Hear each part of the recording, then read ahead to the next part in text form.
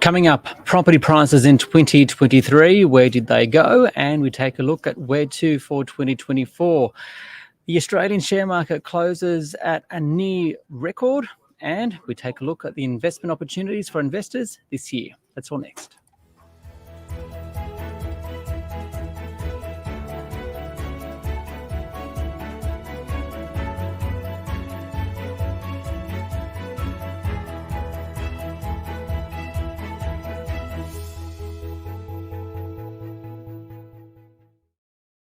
Your daily 10-minute business and finance news wrap for this Tuesday, the 2nd of January 2024.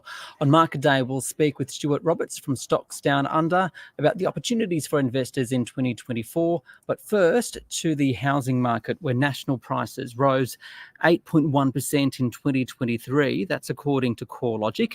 The best performing capital was Perth, up 15.2% for the year, followed by Brisbane, 13.1%.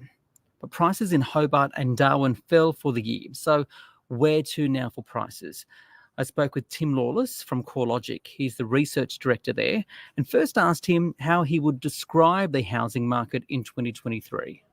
Well, I suppose in a phrase, surprisingly strong. We saw housing values rise a little bit more than 8% through the calendar year at a time when interest rates were very high. There was a cost of living crisis.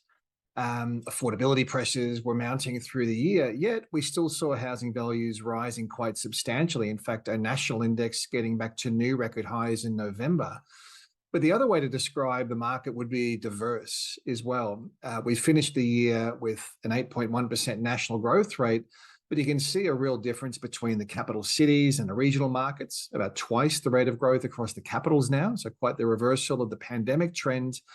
But even among the capitals, you've got one market like Perth, where values are up more than 15% in a year, and then other markets like Hobart or Darwin, Canberra, where values have been either flat to slightly negative. So absolute diversity across the marketplace, but punctuated by strength. Given that it's not been an even recovery, why do you think that is? Well, there's been a lot of factors at play here, but at the end of the day, this is all about supply and demand. In those markets that have seen very strong growth conditions, we've generally seen very low levels of available supply or advertised supply. Take Perth as probably the best example. At the end of the year, we're seeing the number of homes available for sale or advertised for sale about 35% below average for this time of the year.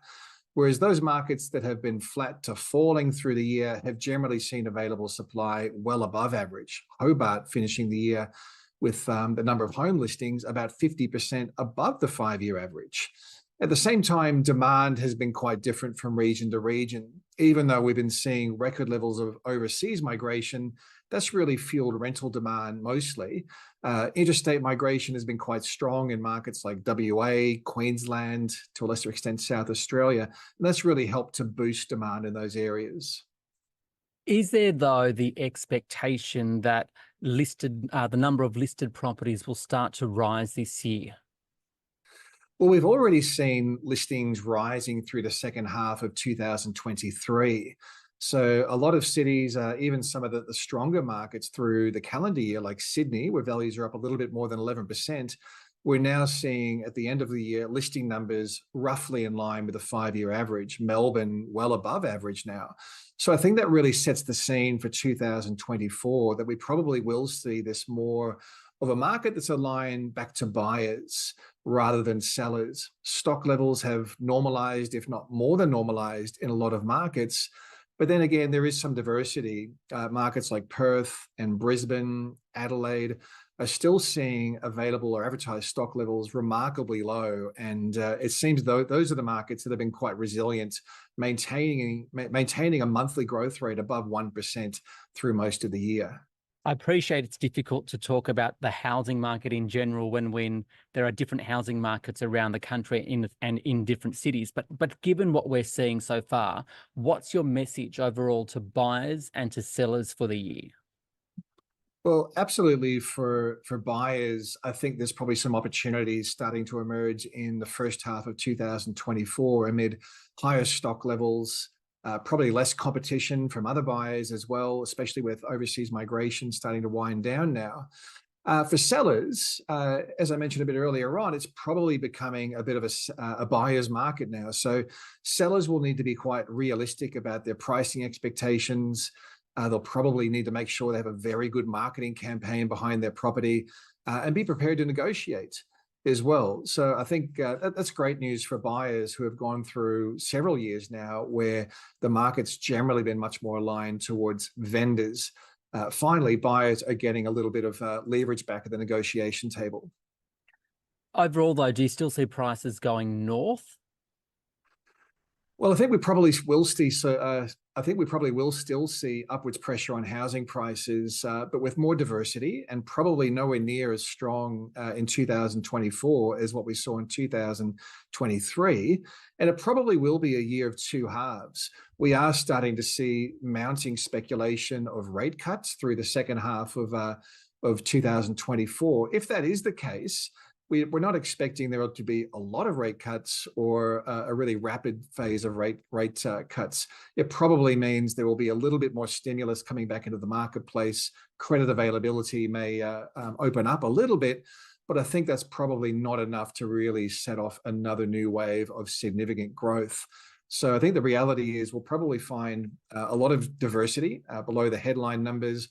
Markets like Perth and Brisbane really standing out to me as being more affordable, generally benefiting from stronger migration rates from interstate, whereas markets that have affordability constraints or are seeing less in the way of demand side factors, Sydney, Melbourne, quite unaffordable, although Sydney, I think, is a completely different level than Melbourne. And then Hobart, where we're still seeing interstate migration very much negative and not as much overseas migration pulse. That's probably where we'll see conditions a little bit softer than some of the more, say, affordable markets. And finally, the outlook for renters, how's it looking?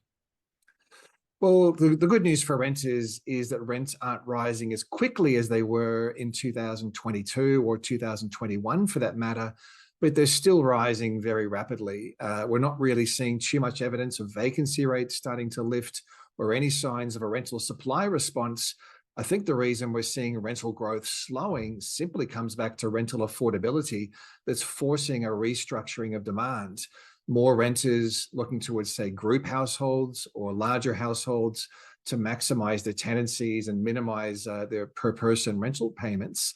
Multi-generational households probably becoming more common as well, which should help to alleviate rental demand alongside, of course, a wind down in the peak levels of overseas migration that was really driving rental demand as well. So I think for renters, yeah, absolutely, we'll continue to see upwards pressure on rents, but not as much as what we saw the last couple of years. But I think rental affordability will be an ongoing challenge through this year and probably into the next. Tim Lawless there from CoreLogic. Now, Market Day on the SBS On the Money podcast. To the Australian share market now, which rose. The S&P ASX 200 up 0.5%, 7,627. That is less than 2 points off a record close. For more, I spoke with Stuart Roberts. He is an equities analyst at Stocks Down Under. It's a new year, and December and January are always the best months of the year for ASX. January for the rest of the world because we close off the books on December 31st and start again. In addition to which, there's a fair bit of optimism, believe it or not, in the world that 2024 will be better than 2023. This rally we've been enjoying recently is only in its early stages. It's driven by things that we have a natural advantage in, such as gold, for example, where the price of gold has been doing well. So I'm actually optimistic that record that you want to be able to talk about on the evening news is coming very soon. But still, in saying that, though, volumes are pretty light. A lot of, professional traders are on holidays. What does that mean about the conviction about getting there? Yeah, so a lot of people will go away and think about what a terrible year they've had in 2023. And they'll come back and realize that there's a heck of a lot of value around. I draw your attention to the small cap index. This has been the worst bear market for small caps since probably 2002. So there'll be a lot of interest by institutional investors looking at some of those beaten up small caps that didn't do very well in 2023, but could have a good 2024. So I think there'll be a lot of conviction from about a couple of weeks' time when everyone gets back to their desk. When it comes to the market today, energy stocks really driving the gains. Why? So you would have been seeing that there's been trouble in the Persian Gulf area, and the Houthis have been causing trouble for energy stocks because of the difficulties of moving oil through the Persian Gulf. Now, I think that's temporary and it'll come back. But in the meantime, it's a reminder that the world is short of a lot of energy at the moment, and a lot of energy stocks are particularly cheap. Okay, I know you said you were quite optimistic about the market this year, but given that we saw a 12% rise since November, that's pretty bullish, right? Do you think some sort of a pullback is warranted? There'll be an occasional pullback in this current bull market. That always happens. But the fundamental is stocks got so beaten up, if you're a small cap in particular, in 2023, that the only way is up for a long time from here. So given that, what do you see as the key themes for the market in 2024? Most definitely interest rates. You're seeing the peak of interest rate tightening in most parts of the world, and people responding to that, feeling it's safe to come back into the water, I think will be a number one theme. There'll be a lot of political developments. I think people will be watching the election in the US closely. Interestingly, election years in the US tend to be good for markets. So that's another reason to be optimistic for 2024. And finally, I mean, you mentioned the small cap sector. Where do you see the opportunities for investors this year? It's across the board. Gold at the moment is quite strong. There's been very strong interest in uranium, for example, and some of the uranium project developers.